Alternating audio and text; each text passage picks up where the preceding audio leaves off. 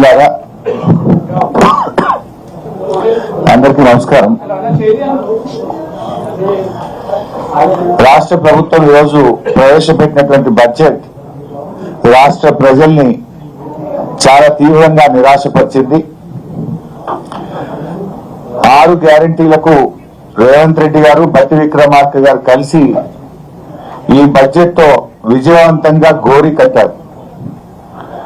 గత బడ్జెట్ ప్రసంగం కన్నా ఈ బడ్జెట్ ప్రసంగంలో 20 పేజీలు పెంచారు, 20,000 కోట్ల బడ్జెట్ పెంచారు తప్ప 6 గ్యారంటీల ప్రస్తావన గాని దానికి అవసరమైన నిధులు కేటాయింపు చేయలేకపోయారు. కాగితాల మీద, అంకెల మీద తప్ప ప్రజల కష్టాలు తీర్చడంలో గాని 6 గ్యారంటీల అమలు విషయంలో ఈ ప్రభుత్వానికి చిత్తశుద్ధి లేదని మరొకసారి స్పష్టంగా అర్థమైపోయింది. ముఖ్యంగా బీసీ, ఎస్సీ, ఎస్టీ, మైనారిటీ డిక్లరేషన్లు కేవలం ఓట్ల కోసమే తప్ప ఆ వర్గాల బాగు కోసం కాదని ఈ బడ్జెట్ నిరూపించింది. గత బడ్జెట్ లో పథకాలు పెట్టి నిధులు ఖర్చు చేయని పథకాలకు తిరిగి మళ్లీ ఇది ఈ బడ్జెట్ లో కూడా అవే పథకాలు, అదే నామస్మరణ, అదే కేటాయింపు. ఎట్లా నమ్మాలి? పోయిన బడ్జెట్ లో రాజీవ్ యువ వికాసానికి 6,000 కోట్లు పెట్టామన్నారు, 6 పైసలు కూడా ఖర్చు పెట్టలేదు.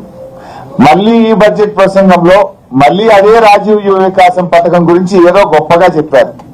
పోయిన బడ్జెట్ లో చెప్పారు, బల్లెలు కొట్టారు, 6 పైసలు ఖర్చు పెట్టలే. తిరిగి మళ్లీ అదే పాట పాడింది ఈ బడ్జెట్ లో.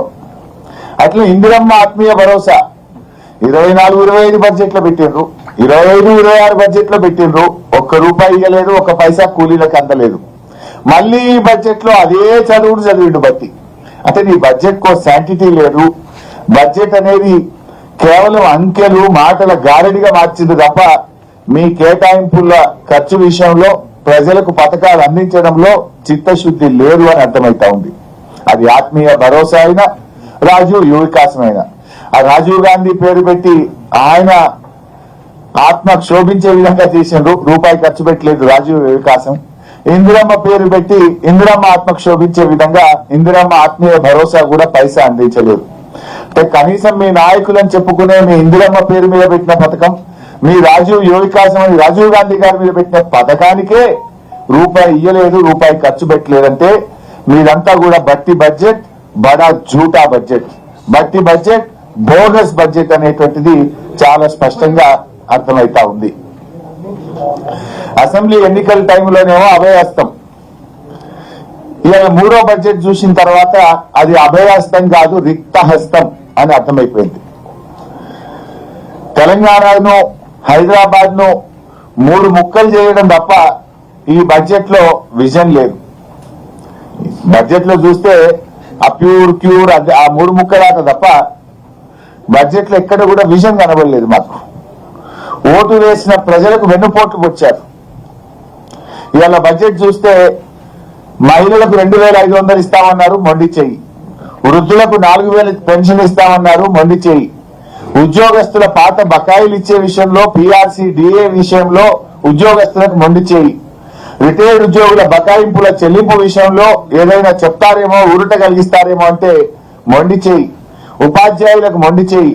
ఆర్టీసీ డేట్ ఏమైనా పెట్టి వాళ్ళని ప్రభుత్వ ఉద్యోగులు గుర్తిస్తారేమో అంటే ఆర్టీసీ కార్మికులకు మొండి చేయి. సింగరేణి కార్మికులకు మొండి చేయి. చేనేత కార్మికులకు మొండి చేయి. గౌడన్నలకు మొండి చేయి. యాదవ సోదరులకు 2వ దశ గొడ్లు ఇస్తారేమో అంటే మొండి చెయ్యి. మా ముదిరాజులను బీసీఏలో చేరుస్తారేమో, వాళ్ళకి ఏమైనా సంక్షేమ పథకాలు పెడతారేమో అంటే మొండి చెయ్యి. మొత్తంగా బీసీ సమాజానికి మొండి చెయ్యి. బీసీ సప్లైన్ పెట్టం, ఏటా 20,000 కోట్లు పెట్టమన్నారు. ఇవాళ 3వ బడ్జెట్ అయిపోయిన తర్వాత కూడా బీసీలకు సప్లైన్ పెట్టింది లేదు, బీసీలకు మొండి చెయ్యి చూపించారు. ఎస్సీ ఎస్టీలకు మొండి చెయ్యి. అగ్రవర్ణ పేదలకు, బ్రాహ్మణులకు, వైశ్యులకు మొండి చెయ్యి. మైనార్టీలకు మొండి చేయి. ఇవాళ ఆశా, అంగన్వాడీ వర్కర్లకు, చిరు ఉద్యోగులకు మొండి చేయి. మైనార్టీలకు మొండి చేయి. మైనార్టీలకు సప్లైన్ అమలు చేస్తాం అని చెప్పారు, కానీ ఇలా మైనార్టీలకు కూడా ఈ బడ్జెట్ లో మొండి చేయి చూపించారు. ఈ బడ్జెట్ లో సకల జనులకు దక్కింది గుండు సున్నా. సున్నా తప్ప ఏమీ లేదంతా అంకెల గారిడి మాటల గారిడి తప్ప వీళ్ళ బడ్జెట్ లో పేదల పట్ల నిజాయితీ లేదు, చిత్తశుద్ధి లేదు అనేటువంటిది అర్థమవుతా ఉంది. అప్పు మాత్రం దండిగా చేసిండ్రు. 3 ఏళ్లు నిండక ముందే 3.5 లక్షల కోట్ల అప్పు చేశామని చెప్పి వాళ్ళ లెక్కలు చెప్తా ఉన్నాయి. మరి 3.5 లక్షల కోట్ల అప్పులు చేసి ఏమైనా కట్టిండ్రా? బీఆర్ఎస్ పార్టీ ఓ సెక్రటరియట్ కట్టింది, ఓ అంబేద్కర్ కట్టింది, ఓ కాళేశ్వరం కట్టింది, ఓ మిషన్ భగీరథ కట్టింది, చెక్ డ్యాములు కట్టింది, చెరువులు కట్టింది. బీఆర్ఎస్ ఎన్నో ఆస్తుల కల్పన చేసింది. మరి మీరు 3.5 లక్షల కోట్ల అప్పు తెచ్చి చేసింది ఏముంది? అసలు మన రాష్ట్ర చరిత్రలో ఎప్పుడు పెరగనంత డెట్ టు జిఎస్డిపి రేషియో విపరీతంగా పెరిగింది. డెట్ టు జిఎస్డిపి కాంగ్రెస్ ప్రభుత్వం వచ్చిన 27% ఉంటే 2 ఏళ్లలోనే అది 29% పెరిగింది.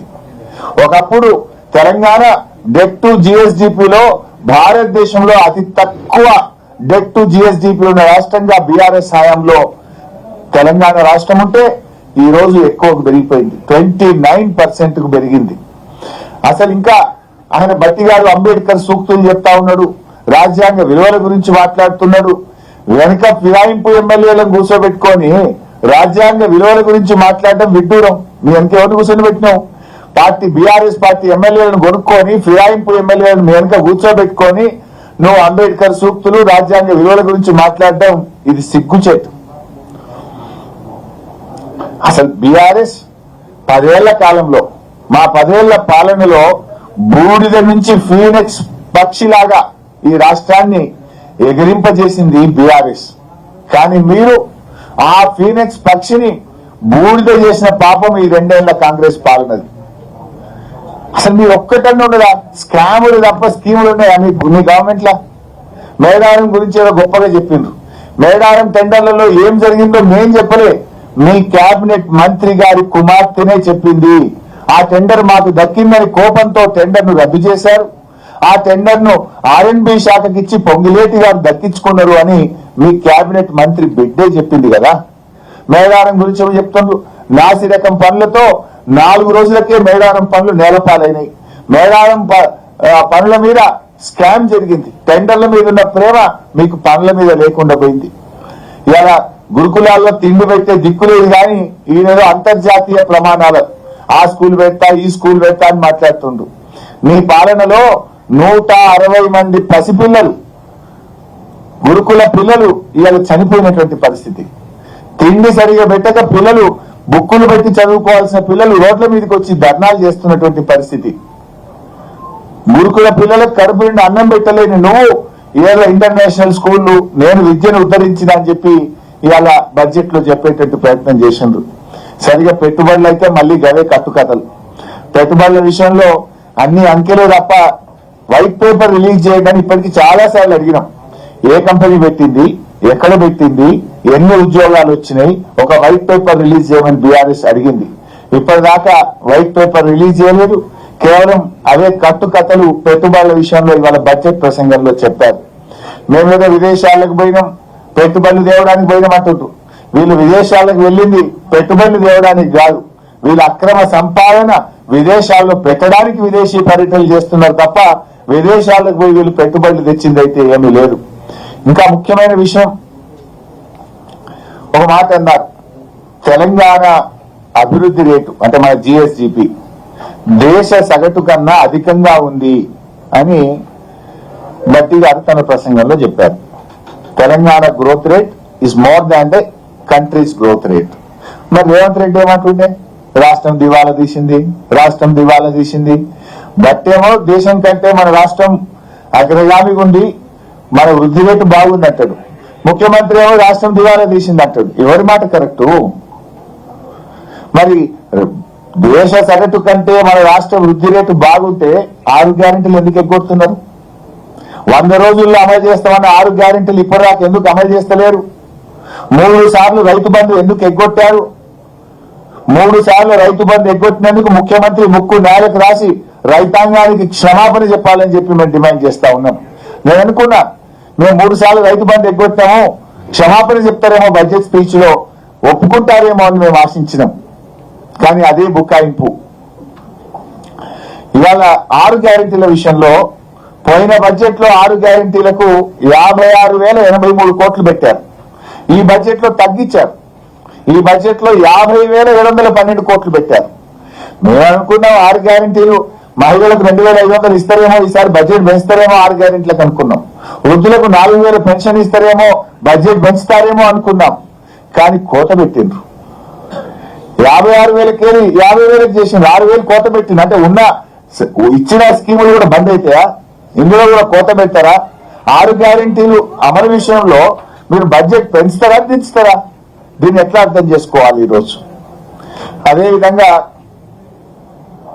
తలసరి ఆదాయం ఇవాళ బడ్జెట్ లో చెప్పారు, దేశం కంటే తెలంగాణ తలసరి ఆదాయం 1.9% ఎక్కువగా ఉంది అన్నారు. నిజానికి బీఆర్ఎస్ హయాంలో చూస్తే తలసరి ఆదాయం ఇంకా చాలా ఎక్కువ ఉండేది.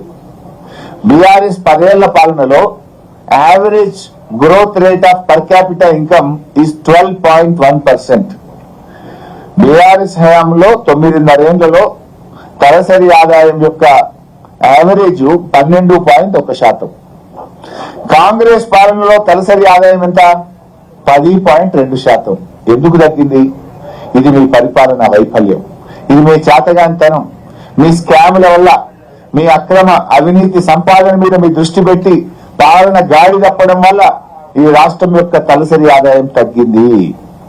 బీఆర్ఎస్ హయాంలో 12.1% తలసరి ఆదాయం ఏటా పెరుగుతూ పోతే మీ పాలనలో అది 10.2% తగ్గడం మీ పరిపాలన వైఫల్యానికి ఇది ఒక నిదర్శనం.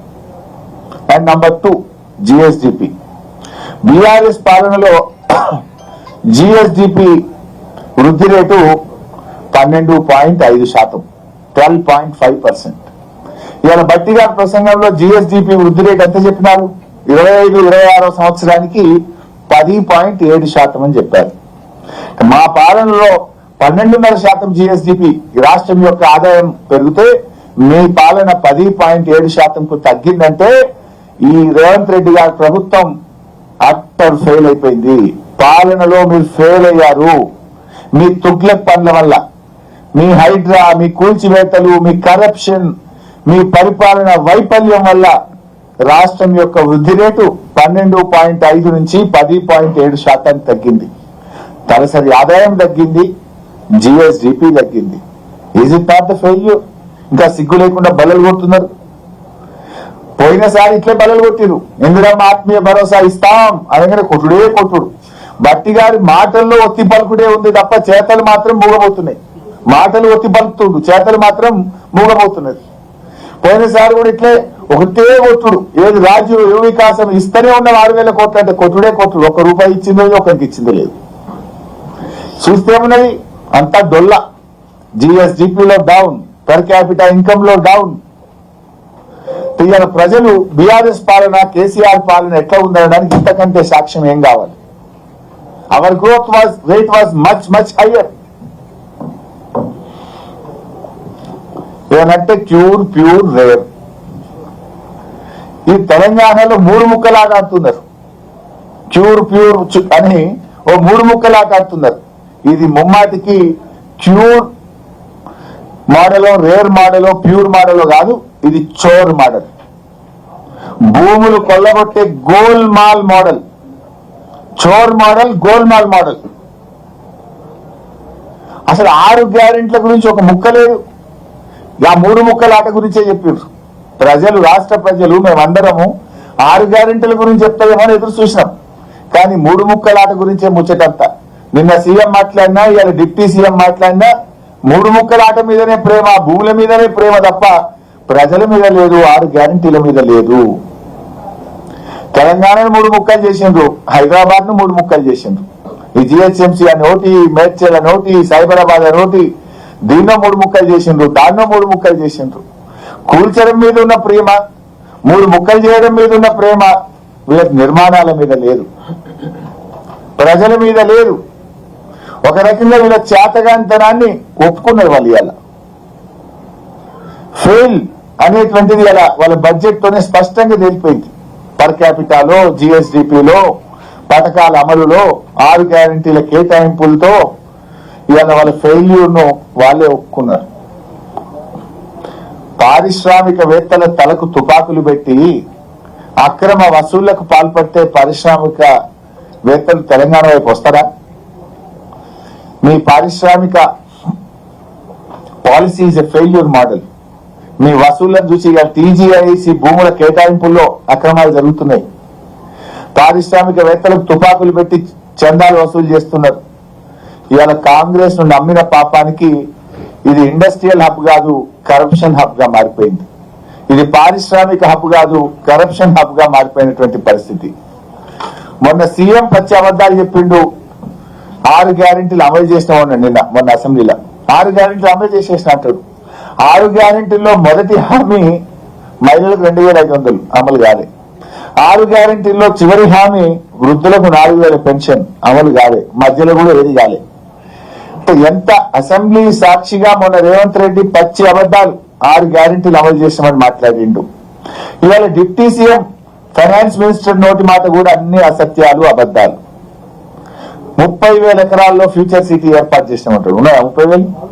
బీఆర్ఎస్ సేకరించిన ఫార్మా సిటీ 13,000 ఎకరాలే తప్ప 30,000 ఎకరాలు ఉన్నదాగా ఏర్పాటు చేసినాం. ఇంకా అది ఎప్పుడు? అంటే అసెంబ్లీ వేదికగా ఇంత పచ్చి అబద్ధాలు మాట్లాడేటువంటి ప్రభుత్వం బహుశా భారతదేశంలో ఎక్కడ లేదు. ఉమ్మడి రాష్ట్రంలో కూడా ఇంత పచ్చి అబద్ధాలు ఎవరు చెప్పలే. 2 లక్షల ఉద్యోగాలకు పాతరేసిండ్రు. జాబ్ క్యాలెండర్ గురించి ఏమైనా చెప్తారేమో అంటే సప్పులు లేదు. బీఆర్ఎస్ హయాంలో నింపిన 67,000 ఉద్యోగాల గురించి మళ్ళీ వాళ్ళే వేసుకున్నారు. మేము ఆ రోజు 1,67,000 ఉద్యోగాలు మేము ఇచ్చాం. ఈ 67,000లో కూడా 55,000 ఉద్యోగాలు బీఆర్ఎస్ హయాంలోనే నోటిఫికేషన్ ఇచ్చి పరీక్షలు పెట్టి ఫలితాలు ఇచ్చినాయి. ఆ ఒక అబద్ధాన్ని 100 సార్లు చెప్పి నిజం చెప్పేసే ప్రయత్నం చేస్తున్నారు. ప్రజావాణి గురించి ఏదో గొప్పలు చెప్పిండ్రు. మీ మేనిఫెస్టోలో ఏం చెప్పిండ్రు?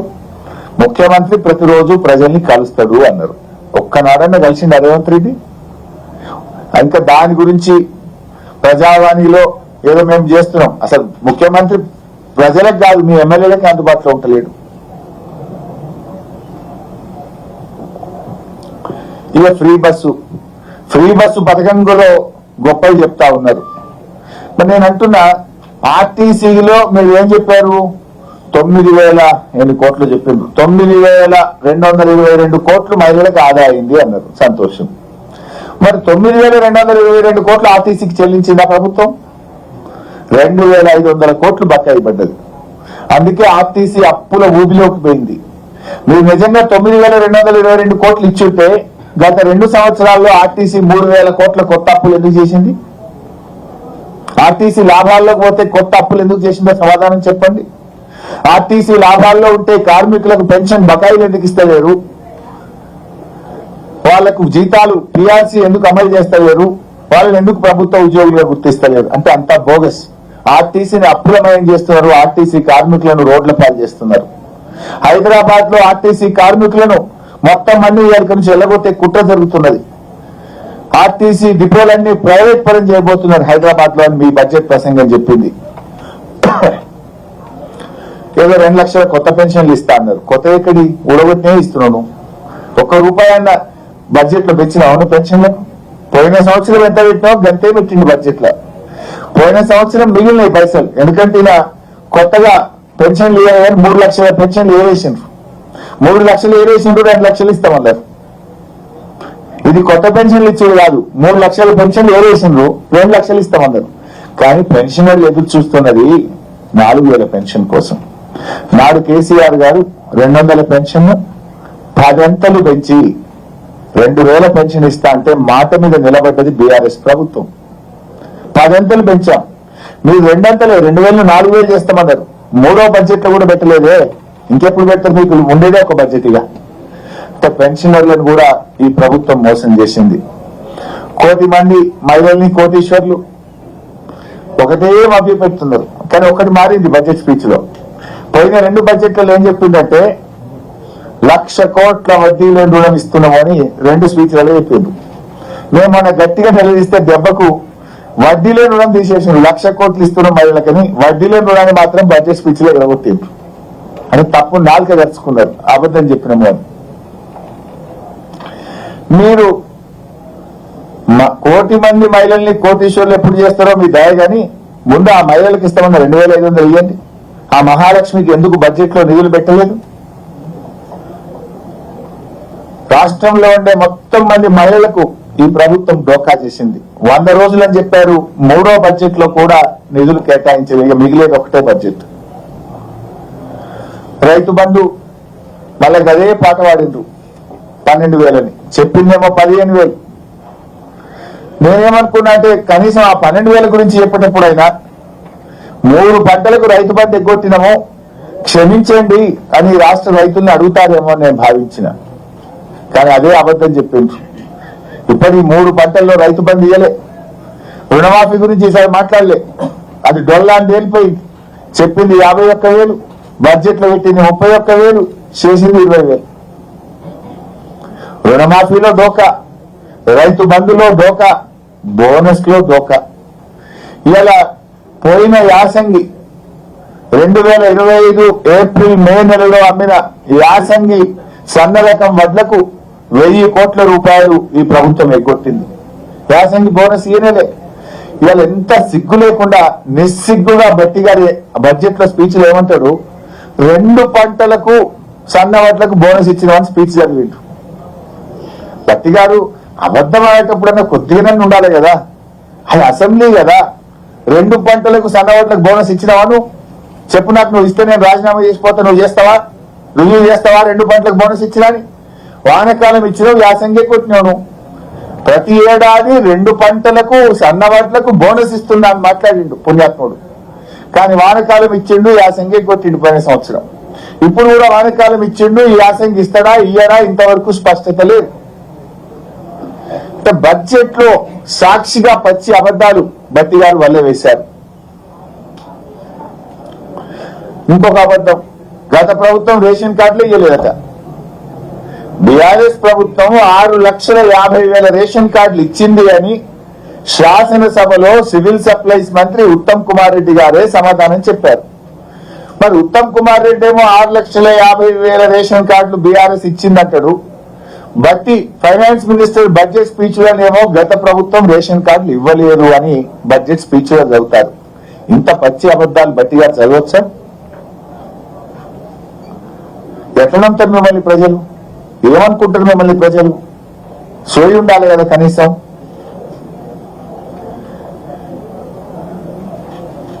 ఇవాళ కరెంట్ విషయంలో వీళ్ళట కరెంట్ తెచ్చిరట. గతంలో తెలంగాణ చీకట్ల మగ్గిందట, వీళ్ళు వెలుగులో తీసుకుపోయిందట. అదే చీకట్ల మగ్గింది కాంగ్రెస్ పాలనలో. మీ పాలనలో పారిశ్రామికవేత్తలు ఇందిరా పార్క్ దగ్గర ధర్నా చేసిండ్రు. మీ పాలనలో రైతులకు పొద్దున్నాక 4 గంటలు, పొద్దుకి 3 గంటల కరెంటు. మీ పాలనలో హైదరాబాద్ నగరంలో కోతలు. కానీ కేసీఆర్ గారు 24 గంటల కరెంట్ ఇచ్చిండ్రు. యాదాద్రి గురించి జరిగింది వాళ్ళ బట్టి గారు. యాదాద్రి థర్మల్ పవర్ ప్లాంట్ లో 3వ యూనిట్ కూడా పని ప్రారంభించింది. ఇది మన రాష్ట్రానికి గర్వకారణము అన్నాడు. ఎవరు స్టార్ట్ చేసింది యాదాద్రి?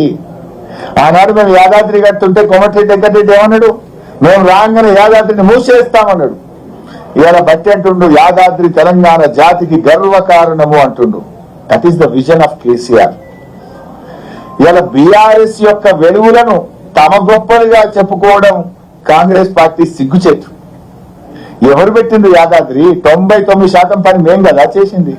మీరు స్విచ్ కక్కొత్తుడు తప్ప మీరు చేసిందా?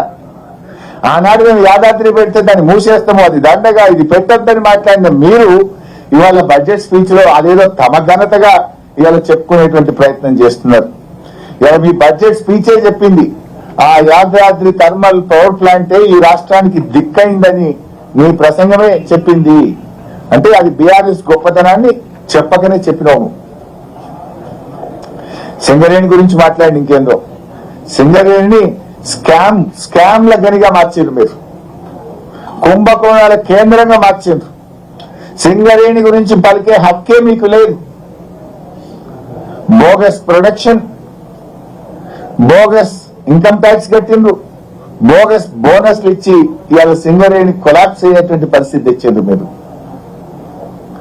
కేసీఆర్ గారు నిర్మించిన వ్యవస్థను నడపడం కూడా మీకు చేతనైతలేదు. అరే ఇరిగేషన్ లో కూడా బోగసే. మొదటి బడ్జెట్ లో 6 ప్రాజెక్టులు పూర్తి చేస్తాం, 6 లక్షల ఎకరాలకు నీళ్లు ఇస్తామన్నారు. రెండవ బడ్జెట్ లో 8 ప్రాజెక్టులు పూర్తి చేస్తాం, 6 లక్షల ఎకరాలకు నీళ్లు ఇస్తామన్నారు. 2 బడ్జెట్లు అయిపోయినాయి. ఒక్క ఎకరానికి నీళ్లు ఇచ్చిందా? ఒక్క ప్రాజెక్ట్ అన్న పూర్తి చేసిందా? అసలు మీ బడ్జెట్ ప్రసంగాలకు ఏమైనా వీసమెత్తైన నిజాయితీ ఉందా, నిజముందా? మరి ఎన్ని ప్రాజెక్టులు పూర్తయినాయి చెప్పండి? 12 లక్షల ఎకరాలకు నీళ్లు ఇస్తామని చెప్పి ఎక్కడైనా నీళ్లు ఇచ్చిందా మీరు? సాగునీటి రంగాన్ని ఈ ప్రభుత్వం తీవ్రంగా నిర్లక్ష్యం చేసింది. బ్రేక్ఫాస్ట్ పథకం గురించి బల్లలు కొట్టుకున్నారు. ఇవాళ ఎవరు పెట్టింది బ్రేక్ఫాస్ట్ పథకం? బీఆర్ఎస్ ప్రభుత్వమే ఈ బ్రేక్ఫాస్ట్ పథకాన్ని ప్రారంభించింది. నేను ప్రారంభిస్తే మీరేమో దాన్ని క్లోజ్ చేసి ఆ పథకాన్ని బంద్ చేసి 2.5 ఏళ్ల పాటు పిల్లల్ని బ్రేక్ఫాస్ట్ పథకానికి దూరం చేసి ఇప్పుడేదో కొత్తగా బ్రేక్ఫాస్ట్ పథకాన్ని ప్రారంభం చేస్తున్నాము, ఇదేందో కొత్త పథకం అని చెప్పడం అనేటువంటిది ఇది సిగ్గుచేటు.